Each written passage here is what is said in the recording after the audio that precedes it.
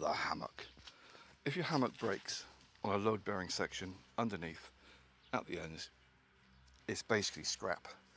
You can use it as patches, but that's it. However, if the netting breaks, that is not load bearing. You can fix the netting.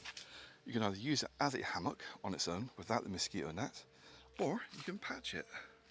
This is literally just bug netting I have for me cherry tomato plants, I mean mushrooms. Sewn it on, nice and loose. If you tie it too tight, it'll pull out. So that is now fixed, and it works. I've used it. So yeah, you don't have to throw the stuff away just because it gets broken. You don't have to live in a disposable society. So yeah, it might not look great. I have ordered another. Oh yeah, this hammock. It cost me 27 quid a year ago. I just had a look for the identical one. It's now 60. So I'm getting another one that is similar for 17 quid. That's how they work with AliExpress. They'll sell something really cheap, like 90% off. And if it gets popular, they'll increase the price. So yeah, early bird special.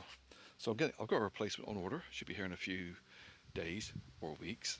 I've got another tent, a very lightweight tent on its way as well. So that is now going to be my spare. But I could just take it out and use it. As long as I don't pull this too hard.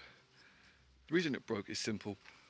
I had it in a very dodgy place where I had to jump to get into it.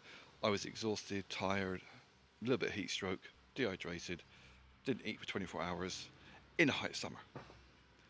So it's my own fault that it broke. But it's still good, it's still usable.